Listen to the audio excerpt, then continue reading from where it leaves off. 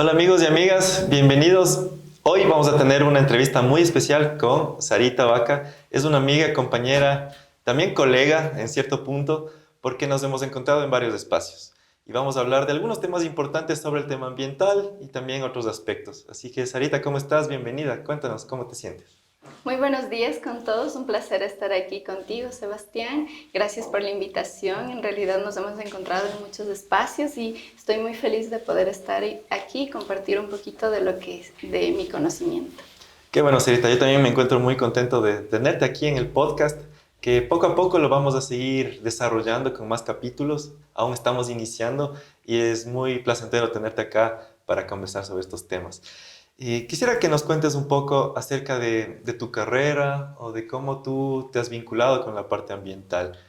¿Qué carrera seguiste, Sara?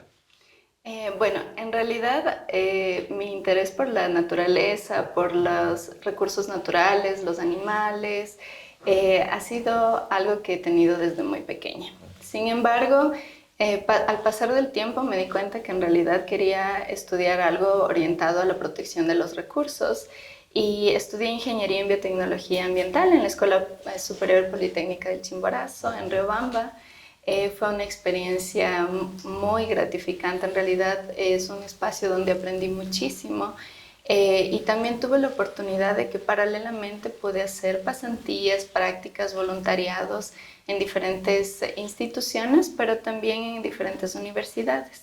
Paralelo estuve trabajando con la Universidad San Francisco de Quito también en temas de bioremediación ambiental, como dentro de mis prácticas y también pude realizar algunas pasantías en voluntariado con Earthwatch, que a través de la Universidad de Sussex de Inglaterra, para analizar justamente los bosques nublados de nuestro país, en Nanegal.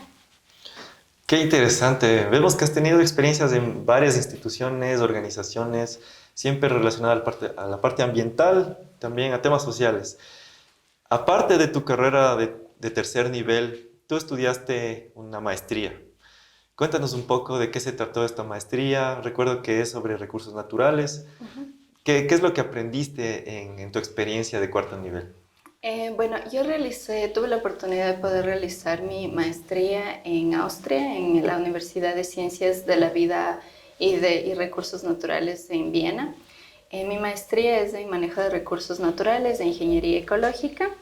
Y bueno, en realidad la mayoría de conocimientos en los que pude profundizar, la mayoría de conocimientos básicos que tenía de la Universidad de la Escuela Superior Politécnica del Chimborazo fueron de mucha ayuda para que yo pueda utilizarlos y profundizar cada tema. Sin embargo, un aspecto que recalco y siempre creo que fue fundamental para mi formación, no solo a nivel académico, pero también a nivel social, fue que dentro de mi currículum de la maestría también tuve temas de participación social, métodos de participación para poder incluir las opiniones también de las comunidades.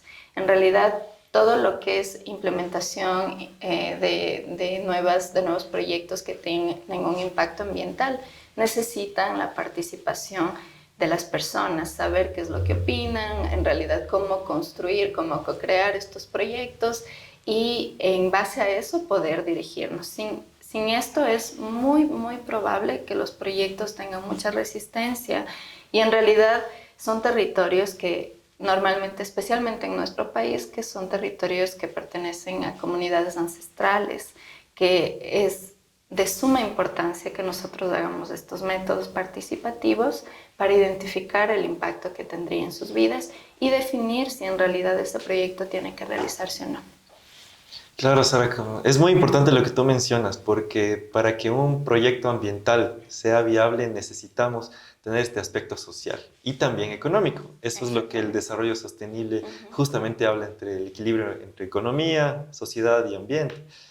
Entonces, esta perspectiva que tú tienes, yo siempre la he valorado porque me parece muy importante pensar en el desarrollo desde las personas, desde la sociedad y mucho más desde los sectores vulnerables. Entonces, ¿tú aprendiste toda esta perspectiva en tu maestría o es algo que ya lo venías aprendiendo desde antes? ¿De dónde salió esta visión social que tú tienes? Bueno, esta visión social es igual desde muy pequeña. En realidad yo me vinculé a grupos sociales, incluso de activismo, empezando cuando tenía más o menos 15 años. Yo fui parte de la coordinadora política de mujeres de Tungurahua, las juventudes de esta coordinadora, donde pude aprender todo lo que es temas de género, cómo reconocer violencia en contra de la mujer y, bueno, especialmente equidad, todos los temas de justamente nuevas masculinidades dentro de la retórica también, que todo el tema del feminismo y la equidad de género no es únicamente un tema para mujeres, sino es un tema social. Ahí empezó todo mi interés en el vínculo de organizaciones sociales. Posteriormente, bueno, ya cuando siempre estuve dentro de organizaciones de base, Voluntariado para la Ayuda Social del Ecuador, donde apoyaba como mentora también a voluntarios extranjeros y también realizaba voluntariados in situ con diferentes organizaciones, como organizaciones de Don Bosco, que es justamente para un hogar para el muchacho trabajador, y en diferentes organizaciones de aquí, en el hogar de Corazón de María también para personas mayores, es un hogar de personas, de ancianos, ¿no? Para cuidado de ancianos. Posteriormente, ya un poco más vinculado con mi carrera, me vinculé con el activismo ya mucho más a nivel climático y ambiental con Yasunidos, justamente por el tema de la explotación en el Yasuní. Creo que ese fue uno de los picos fundamentales de mi vida que marcó también todo mi futuro. De hecho, fue una de las razones por las que yo decidí estudiar en el exterior una maestría en manejo de recursos naturales, donde yo pueda aprender justamente todas las herramientas, todo para que esta actividad nuevamente, buscar alternativas, no se dé, ¿no? Que justamente podamos evitar que se dé esta explotación en el futuro y que vayamos viendo alternativas para el desarrollo, tanto a nivel ambiental, social y económico, cumpliendo estos tres aspectos. Posteriormente, cuando estuve en Austria, bueno, ahí mi activismo también ha sido mucho más fuerte. Estuve dentro del grupo que se llama Generation Earth de la WWF de Austria. Es un grupo juvenil que nos dedicamos realmente a luchar por la justicia climática, pero desde la propuesta. Todos nosotros realizamos, todas las actividades realizamos a través de proyectos, de desarrollo de políticas, de vínculos en conversatorios, organización de eventos y dentro de un programa de liderazgo climático.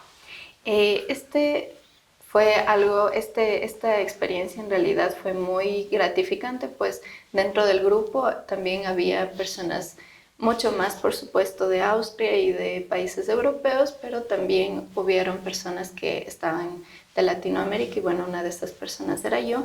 Y por 2 años fui miembro del directivo de este grupo, en el que pudimos ir avanzando también en temas de residuos de los alimentos. Entonces, sí ha sido un camino. Creo que hay varias otras actividades también en temas de voluntariado social en Grenzenlos.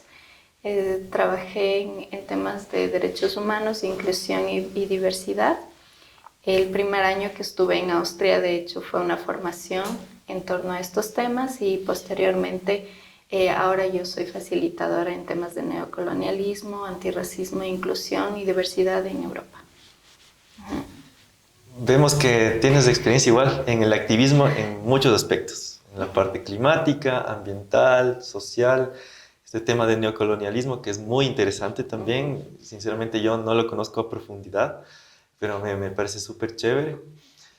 También, en ese sentido, yo quisiera preguntarte, ¿cuál es la principal brecha que tú has observado frente al activismo aquí en Latinoamérica, en Ecuador, a diferencia de Europa? En este tema de activismo, ¿cómo crees que tenemos diferencia los europeos con los latinos?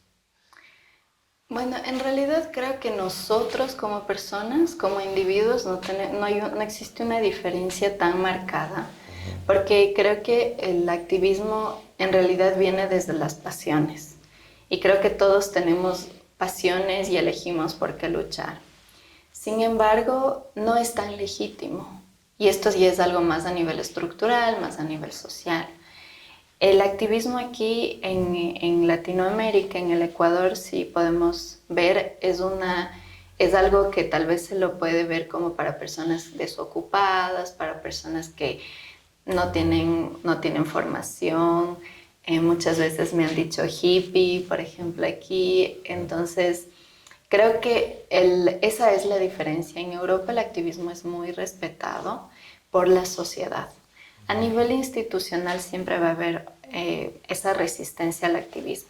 Sin embargo, también hay una diferencia enorme porque a nivel institucional, la policía, diferentes instituciones, cómo manejan y cómo controlan el activismo dentro de los estados es muy, muy diferente a cómo se controla aquí. En realidad la policía es quien escolta a las marchas de activismo. Aquí debería ser así, aquí tratamos de hacerlo, lo hicimos también cuando fue el tema de Yes Unidos.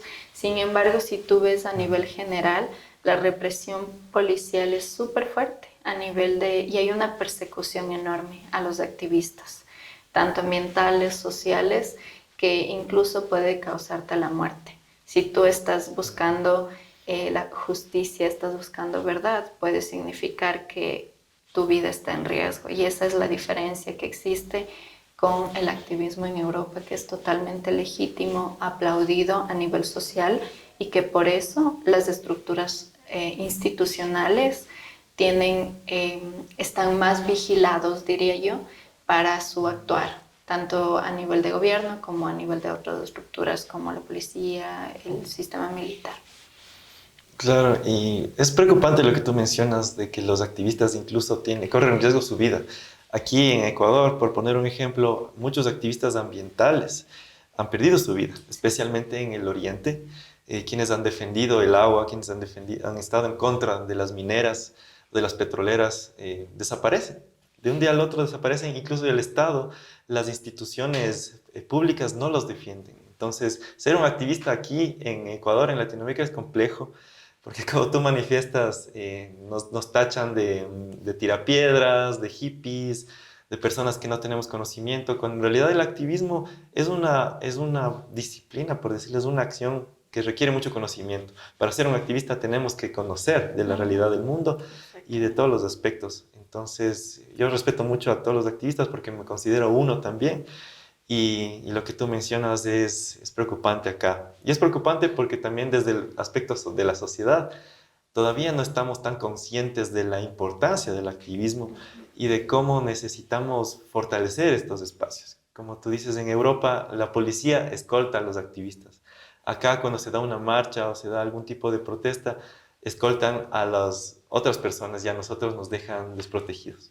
Entonces hay mucho que madurar, hay mucho todavía que desarrollar en este tema Sí. del activismo. Pasando un poco Sí, tal vez algo que añadir nada más, Claro. perdóname, sabes que te interrumpa.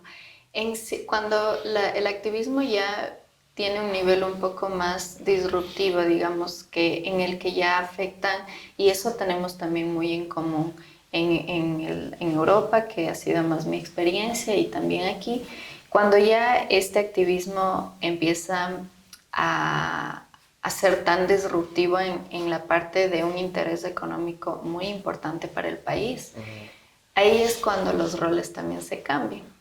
En Europa sí, la mayoría de marchas y la mayoría de procesos de reclamo tenemos la escolta de la policía. Sin embargo, si tú te fijas también en el tema bueno, hay un grupo que se llama Extinction Rebellion, que bueno, nació en Inglaterra y que se ha extendido con mucha fuerza a nivel europeo, igual que Fridays for Future. Pero bueno, son grupos, hay un grupo en Alemania que también se llama Ende Gelände y ellos están en contra justamente de la explotación de minas de carbono. Ellos irrumpen dentro de las instalaciones y quieren que pare la producción, ¿no? Esto hace que justamente las estructuras institucionales ya tomen un rol distinto. Entonces, sí, no hay violencia como tal, como la que vemos aquí, como tal vez dentro de incluso en las marchas sociales de los grupos indígenas, de los grupos sociales, puedes ver que incluso vamos contando cuántas personas han muerto y se demoran por días, semanas, incluso sin tener una solución. Allá hay un movimiento físico, también hay un poco de violencia en un tono, digamos que es más físico, pero hay estructuras incluso dentro de estas organizaciones de activismo que logran que todos los activistas que si por alguna circunstancia entraron a la cárcel puedan salir. Entonces creo que algo importante también es que son más organizados y creo que eso tenemos que aprender también aquí. Con seguridad tenemos que aprender bastante de la organización de otras organizaciones en el mundo que han tenido éxito y que van avanzando bastante. Parte del activismo también es la investigación. No solamente un activista es alguien que sale con carteles a la calle, sino uno puede ser un activista en diferentes temas. En la parte laboral, de investigación, puedo ser un escritor activista, puedo ser un periodista activista, etc. El activismo es transversal a muchos aspectos. Hablando en la parte de investigación, conocemos que tú también te dedicas a la investigación, Sara, y se conecta mucho también con tu parte académica, aquí en el Ecuador y en Europa, en tu maestría. ¿A qué se dedicó tu tema de tesis en tu maestría o a qué se ha dedicado tu investigación en general en los últimos años? En los últimos años mi investigación en realidad bueno, desde el pregrado incluso, ya tuve un interés por los suelos, ¿no? Creo que es uno de los, aparte del agua, que creo que es uno de los recursos, perdón, uno de los recursos que más son necesarios, como el agua y el suelo también. El suelo creo que es un recurso que como no se lo percibe, incluso nosotros estamos sobre el suelo, ¿no? Entonces existe como una autoridad, un ego frente a los recursos del suelo. Sin embargo, si nos podemos a pensar un poco, el suelo es realmente el recurso que nos da nuestros alimentos, que filtra el agua, que garantiza que los bosques estén saludables y que así también pueda existir los ciclos del agua, ¿no? Entonces, el suelo es una parte fundamental y dentro del suelo también es algo, lo hemos visto incluso como suciedad del suelo. Sin embargo, dentro de un centímetro de suelo, de un centímetro cúbico de suelo, realmente hay mucha más vida que en hectáreas y hectáreas de territorio, ¿no? Entonces, por esa razón, en mi tesis de pregrado yo hice una investigación un tanto más teórica con química computacional para descontaminar el suelo con petróleo. Entonces, bueno, ahí aprendí muchos aspectos básicos sobre las dinámicas del suelo y posteriormente en Austria retomé el tema del suelo, pero como algo que ya desde hace mucho también tenía interés, que son justamente la aplicación de agroquímicos. Mi tesis la desarrollé en Indonesia. Hice una comparación de dos tipos de agricultura intensiva y agricultura forestal, donde se podría evidenciar, bueno, hice análisis químicos también, pero también una investigación a nivel social. Era claro que a nivel de agricultura intensiva íbamos a encontrar un nivel muchísimo más alto de pesticidas en general en el suelo y teníamos una expectativa que en la agricultura forestal íbamos a tener mucho menos. Los resultados fueron claros a nivel de análisis físico-químicos, en calidad del suelo incluso, en temas de minerales, microorganismos también fue realmente una diferencia bastante fuerte.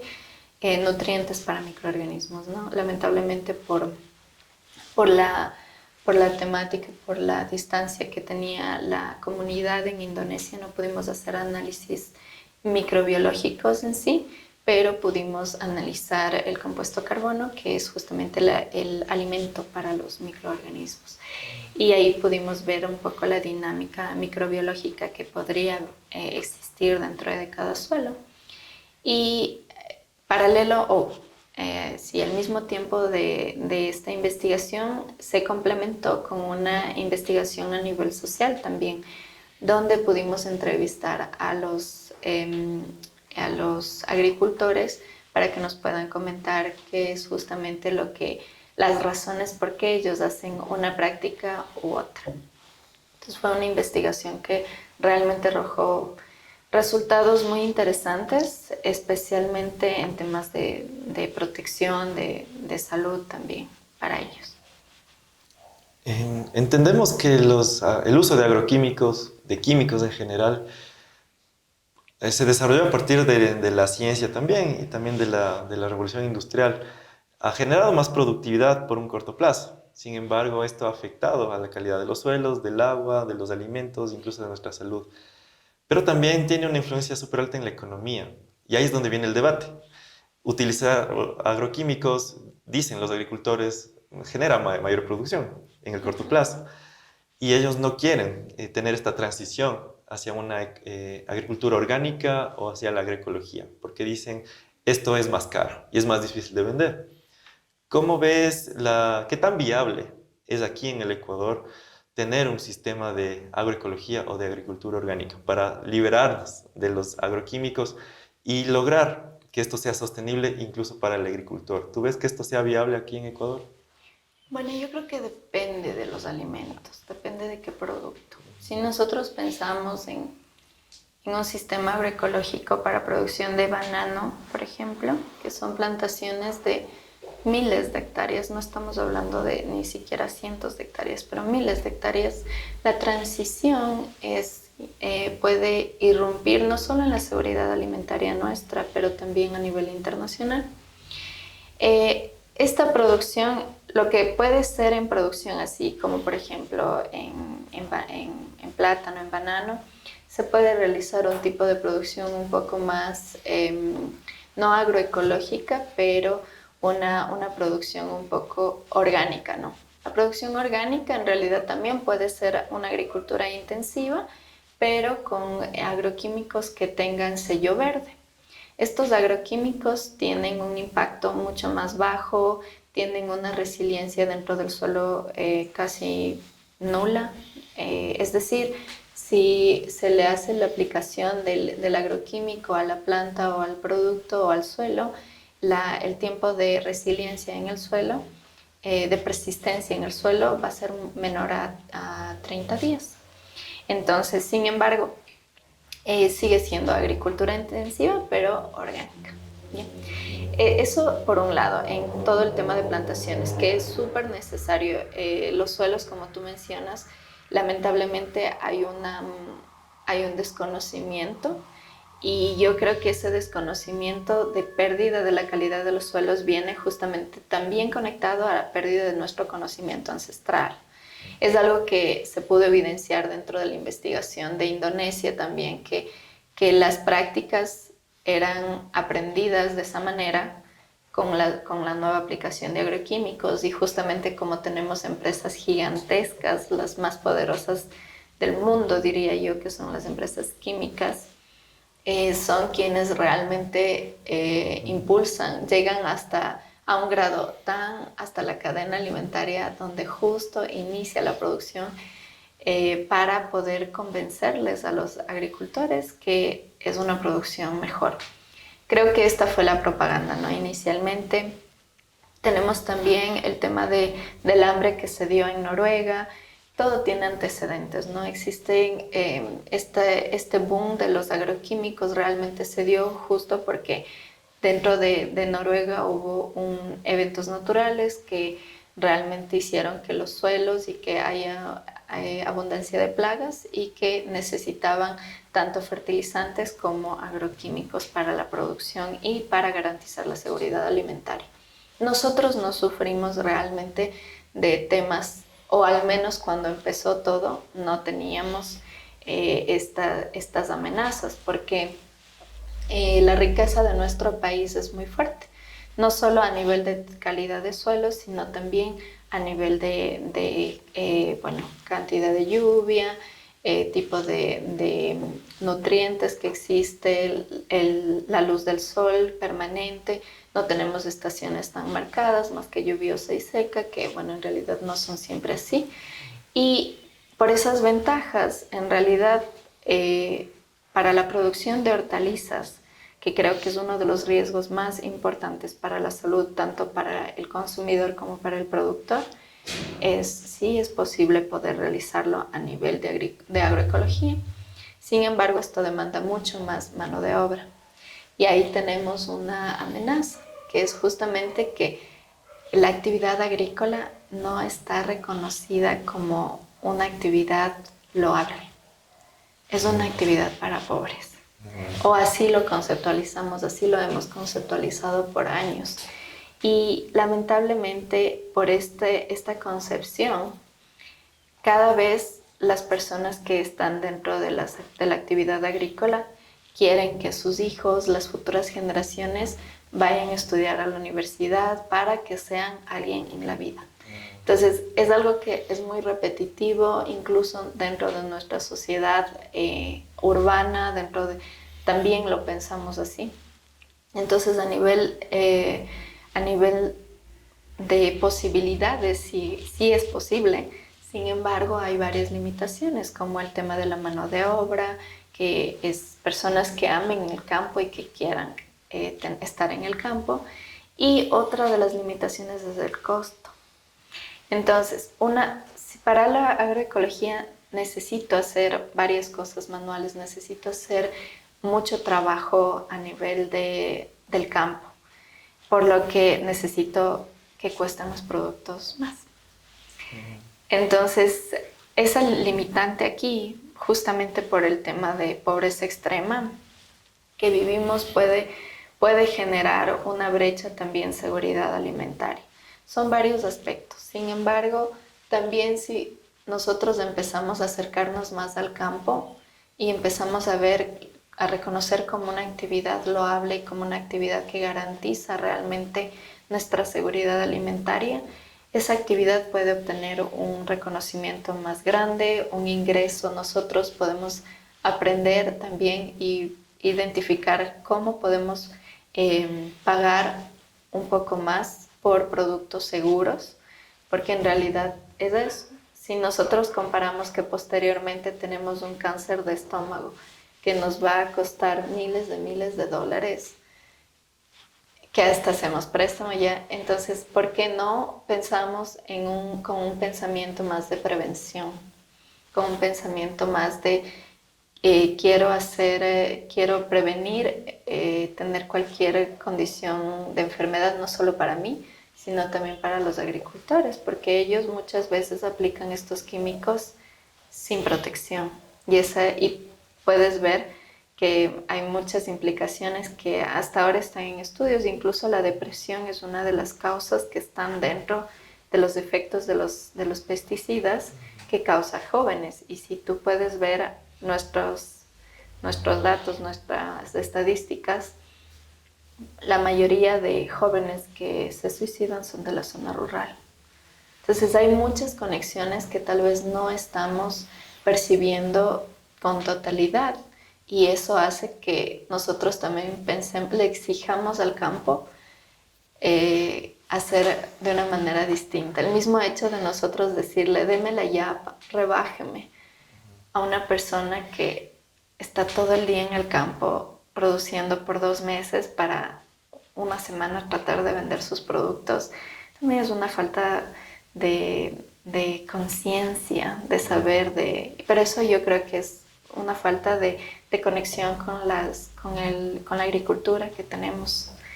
Y no es solo algo de aquí, sino es algo a nivel mundial. Así es, Sarita. Y lo que tú dices es muy importante, es un análisis desde diferentes perspectivas de por qué nosotros no valoramos el campo, no valoramos realmente la importancia de la agricultura. Como tú dices, está pensado como algo para pobres. Y sí, es realidad también, la economía del campo es compleja.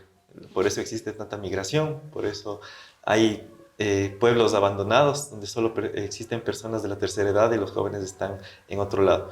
Y parte de la solución es justamente generar esta conciencia, especialmente en la ciudad y en el sector urbano donde consumimos los alimentos, para valorar la raíz del campo como tal y pagar el precio justo. Ya hablamos mucho del precio justo. Bueno, como ya estamos casi terminando con el programa de hoy, quisiera preguntarte ya a manera de conclusión, ¿cuál sería tu propuesta final para mejorar esta situación con respecto a los agroquímicos, a la situación del campo? Hay muchas soluciones, estoy seguro que podemos aquí alargarnos una hora más, pero si tú pudieras presentar un proyecto, por ejemplo, para el gobierno, ¿cuál sería este proyecto que tú propusieras? Sí, bueno, en realidad hay muchas, como tú dices, ¿no? Hay muchas soluciones y soluciones desde diferentes aristas. Pero siempre el gobierno puede tener un impacto más a nivel estructural y a nivel social. Creo que una política de producción agroecológica y agricultura orgánica es algo que estoy segura que va a darse porque se va a evidenciar todos estos impactos. Espero que no sea demasiado tarde. Sin embargo, es algo que ya están aplicando muchos países y en estas políticas se tiene que incluir justamente incentivos, subsidios. Ahora mismo existen subsidios para la agricultura, pero para producción intensiva. Entonces, si hacemos un cambio y empezamos a subsidiar también producción, bueno, especialmente, y dejamos de subsidiar producción intensiva, los costos van a irse equiparando, ¿no? Esta transición de pagar más por productos en realidad no nos corresponde a nosotros como consumidores, porque esos productos, como te digo, que son de agricultura intensiva cuestan menos porque tienen subsidios y porque tienen maquinaria y todo. Justo por eso el costo es menor. Si nosotros empezamos como Estado, como una política de Estado, empezamos a ver como una inversión, como te mencionaba, en temas especialmente de salud, que se pueda invertir, que se pueda hacer este dinero que en el futuro se va a utilizar para salud, se puede utilizar para subsidios en el presente y evitar estas condiciones de salud, puede ser una de las soluciones. Dentro de eso también mucha educación, algo que para nosotros tal vez incluso hay personas que no saben cómo se produce una papa, una zanahoria, una cebolla, cuánto se demora. Creo que eso es súper importante para que nosotros en la ciudad y todas las personas empecemos a reconocer a esta actividad como una actividad que en realidad es reconocida y es loable, ¿no? Estas dos cosas yo creo que podrían ir haciendo cambios drásticos a nivel de la IA y bueno, o sea, educación no solo a nivel de campo, pero educación también a nivel de nutrición. Eso creo que podría ser. De acuerdo, Sarita, creo que coincido en esa propuesta y como ya llegamos al final del programa, de pronto quieres despedirte de nuestra audiencia, la mayor parte de quienes nos van a escuchar o nos están escuchando son jóvenes. ¿Tienes un mensaje final para ellos? Puedes despedirte, Sarita. Sí, bueno, creo que todos tenemos pasiones, cosas distintas que queremos hacer, por lo que yo realmente les aliento a que sigamos nuestras pasiones, sigamos todo lo que nosotros queremos en torno a la protección del ambiente. Nosotros somos muchos, unámonos, organicémonos y luchemos por todos estos objetivos para que las futuras generaciones realmente tengan un mundo en el que nosotros podamos reconocer a las mismas especies y no perdamos y que la seguridad alimentaria también se pueda garantizar. Traten de consumir productos con agroecología locales y cada paso que dan es un plus que para nuestro planeta y nuestros ecosistemas les aportan y les conservan. Un gusto, Sara, por venir a nuestro Seba. podcast. Esperamos también contar contigo en una próxima oportunidad, en otro capítulo. Hemos aprendido mucho de ti y seguramente todos quienes nos escucharon también se llevaron nuevos conocimientos. Así que, de igual manera, a todos quienes nos han escuchado, invitarles a continuar siguiéndonos en nuestras redes sociales y en los siguientes programas que vendrá. Tendremos invitados muy especiales con diferentes temas de varios aspectos, no solo ambientales, sino en los temas sociales, económicos, todo lo que tiene que ver con una mejor sociedad y con generar conciencia. Así que les esperamos en una próxima y hasta pronto, nos vemos. Soy Sebastián Dávalos y soy su amigo, soy su compañero. Esperamos vernos pronto.